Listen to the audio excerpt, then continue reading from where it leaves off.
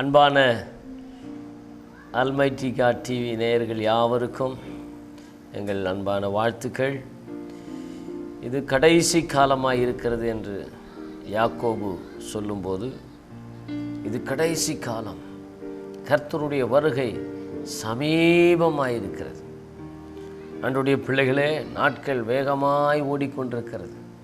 கர்த்தருடைய வருகை சமீபமாக இருக்கிறது. இந்த நாட்கள் கர்த்தருக்காக நம்ம ஆயத்தப்படுகிற ஒரு காலங்கள், தேவனுடைய வருகையை எதிர்நோக்கி காத்து கொண்டிருக்கிற காலங்கள். அதோடு கூட நம்ம ஆண்டவருடைய வருகையில் வெறுமையாக அல்ல. நவரோஜி அம்மா ஒரு பாடலை எழுதினாங்க, வெறுங்கையாய் பரலோகத்தில் வந்திடேன் இயேசுநாதா. அப்போது நாம் வெறுங்கையாய் பரலோகத்தில் போது அது பரலோகத்தில் நமக்கு பெரிய மன வருத்தத்தை உண்டாக்கும். நாம் பரலோகத்துக்கு போகும்போது நம்மோடு கூட ஒரு கூட்டத்தோடு கூட ஒரு சேனையோடு கூட ஆண்டவரை சந்திக்க வேண்டும். பரலோகத்திலே உங்களை ஏற்றுக்கொள்வார் உண்டாகும்படி என்று வசனம் சொல்லுகிறார். அப்படின்னா நம்ம பரலோகம் போகும்போது நம்மளை மேலே இன்வைட் பண்ணுறதுக்கு அங்கே ஆளுங்க வேணும். அதுக்கு நாம் என்ன செய்யணும்? வேதம் சொல்லுகிறது போல ஆத்துமாக்களை சம்பாதிக்க வேண்டும். ஆத்துமாக்களை ஆதாயம் பண்ணுகிறவன் ஞானம் உள்ளவன் என்று வேதம் சொல்லுகிறது. அப்படியானால் தெய்வ பிள்ளைகளே, இந்த கடைசி காலத்தில் நம் ஆத்துமாக்களை ஆதாயம் பண்ண வேண்டும். ஒருவேளை நீங்கள் நேரடியாய் போய் ஆத்துமாக்களுக்கு சுவிசேஷம் சொல்ல முடியாமல் இருக்கலாம்.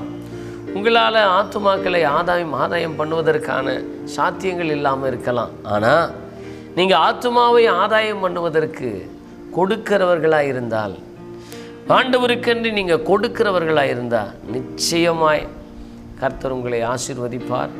அதனாலே ஆத்துமாக்கள் கர்த்தர் பக்கமாய் திரும்புவார்கள். நான் உங்களுக்கு சொல்கிறதெல்லாம் தேவ பிள்ளைகளே, ஆண்டவர் சொன்னால் சீஷர்களை பார்த்து எதிரே இருக்கிற கிராமத்துக்கு போங்கள், எதிரே இருக்கிற கிராமத்துக்கு போங்கள். அங்கே கழுதை குட்டி கட்டி இருக்கிறது, அதை யாரும் பார்க்க மாட்டுறாங்க.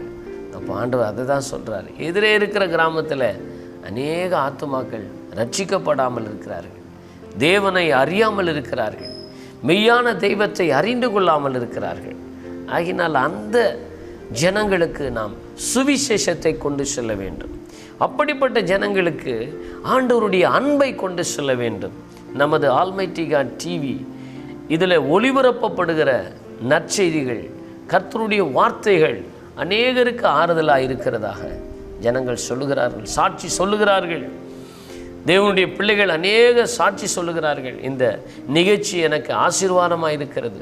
சிலர் கேட்குறாங்க, மறுபடியும் ரீப்ளே பண்ணுங்கன்னு. எங்களால் அந்த நேரத்தில் உடனே எங்களால் போட முடியாத அளவுக்கு கஷ்டம். ஏனென்றால் போதுமான பொருட்கள், போதுமான எக்யூப்மெண்ட்ஸ் நமக்கு இல்லாததுனால உடனுக்கு உடனே அதை செய்ய முடியவில்லை. ஆகினால் ஆண்டவருடைய பிள்ளைகளே, இந்த ஆல்மைட்டி காட் டிவி ஊழியம் அநேக கிராமங்களை, நூற்றுக்கணக்கான கிராமங்களை சந்தித்து கொண்டிருக்கிறது. ஒவ்வொரு நாளும் ஆயிரக்கணக்கான ஜனங்கள், லட்ச ஜனங்கள் இந்த நிகழ்ச்சியை பார்த்து கொண்டிருக்கிறார்கள். ஆகினால இந்த ஊழியத்தில் நீங்கள் தோள் கொடுக்கும்போது, இந்த ஊழியத்தை நீங்கள் தாங்குகிற போது, நீங்களும் ஆண்டவருக்காக ஆத்தும அறுவடையில், ஆத்தும ஆதாய பணியில் நீங்களும் இறங்கி இருக்கிறீர்கள். அப்போ நான் உங்களுக்கு சொல்கிறேன், இந்த ஊழியத்தை நீங்கள் சப்போர்ட் பண்ணுறதுனால, இந்த ஊழியத்துக்காக நீங்கள் ஜெபம் பண்ணுறதுனால, இந்த ஊழியத்துக்காக நீங்கள் கொடுக்கறதுனால உங்கள் குடும்பம் ஆசீர்வாதமாய் மாறும், உங்கள் வீடு ஆசீர்வாதமாய் மாறும், உங்கள் கைகளின் கிரியை ஆசீர்வாதமாய் மாறும். இந்த ஊழியத்தை ஏதாவது ஒரு விதத்தில் தாங்க முன்வாருங்கள். இந்த ஸ்க்ரீனில் எப்போதும் ஒரு நம்பர் போய்கிட்டே இருக்கும். அந்த நம்பர் என் கையில் தான் இருக்கும். இந்த நம்பரில் நீங்கள் என்னோடு தொடர்பு கொள்ளும்போது உங்களோடு நான் பேசுகிறேன். உங்களோடு கூட சில காரியங்களை உங்களோடு கூட நான் பகிர்ந்து கொள்கிறேன். நேரடியாக சந்திக்க விரும்பினாலும் உங்களை நான் நேரில் சந்திக்க ஆவலோடு காத்து கொண்டிருக்கிறேன். கர்த்தருடைய பிள்ளைகளே, எப்படியாகிலும் ஒரு கூட்ட ஜனத்தை இதன் மூலமாய் ஆண்டவருக்கு சொந்தமாக்கலாம். ஒருவேளை நீங்கள் சபையாக இருக்கலாம், சபை போதகராக இருக்கலாம். இந்த ஊழியத்தை தாங்க வேண்டும் என்கிற ஒரு பாரம் உங்களுக்கு இருந்தால், உங்கள் சபையில் அழைக்கும் போது நாங்கள் வந்து உங்கள் சபைக்காக ஊழியங்களுக்காக ஊழியம் செய்து ஜனங்களை ஆசீர்வதித்து உங்களால் முடிந்த ஒரு காணிக்கை சபையின் மூலமாக உங்களால் முடிந்த காணிக்கையை நீங்கள் எடுத்து கொடுக்கலாம். இப்படி அநேக தேவதாசர்கள் எங்களை தாங்கி வருகிறார்கள். அவர்களுக்கு எங்களுடைய நன்றியை வாழ்த்துக்களை நான் தெரிவித்துக் கொள்கிறேன். கர்த்தருடைய பிள்ளைகளே, மறுபடியும் சொல்லுகிறேன், இது இயேசு வரப்போகிற கடைசி காலம். அது மாத்திரமல்ல, கொடிய காலங்கள் வந்து கொண்டே இருக்கிறது. சுவிசேஷத்தை அறிவிக்க முடியாதபடிக்கு கொடிய காலம் தேசத்தை நோக்கி வந்து கொண்டிருக்கிறது. எனக்கு அன்பான கர்த்தருடைய பிள்ளைகளே, அதற்கு முன்னதாக நாம் சுவிசேஷத்தை சொல்லிவிட வேண்டும். இயேசுவின் நாமத்தை சொல்லிவிட வேண்டும். ஆண்டவர் சொன்னார், பூலோகம் எங்கும் உள்ள சகல ஜனங்களுக்கும், பூலோகத்தில் இருக்கிற சகல ஜனங்களுக்கும், சர்வ சிருஷ்டிக்கும் சுவிசேஷம் முந்தி பிரசங்கிக்கப்படும். எல்லா ஜனங்களுக்கும் சுவிசேஷம் அறிவிக்கப்படும். அப்போது இயேசு வருவார். அப்போ உங்கள் மனசில் ஒரு தைரியம், நானும் சுவிசேஷத்தை அறிவித்தேன், நானும் ஆண்டவருடைய ஊழியத்தை செய்தேன் என்கிற ஒரு தைரியம் உங்களை நிரப்பணும். ஆகையினால் தேவ பிள்ளைகளே, இந்த ஊழியத்துக்காக நீங்கள் ஜெபியுங்கள். இந்த ஊழியத்துக்கு ஏதாவது ஒரு விதத்தில் நீங்கள் தாங்க முன் வரலாம். இந்த ஊழியம் கிராமங்களை சந்தித்து கொண்டிருக்கிற ஊழியம். இந்த ஊழியம் கிராமங்களிலே சுவிசேஷம் அறிவிக்கிற ஒரு முயற்சி, ஒரு படை முயற்சி. ஆகினால் இந்த ஊழியத்தை தாங்க முன்வாருங்கள்.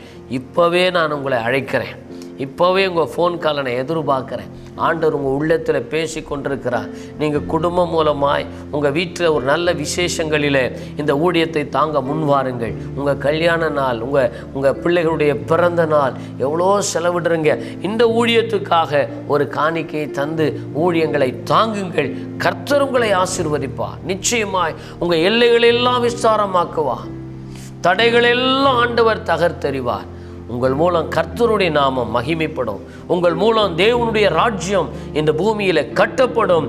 கர்த்தர் பரலோகத்திலிருந்து உங்களை ஆசீர்வதிப்பார், உங்களை உயர்த்துவார். God bless you. God bless you.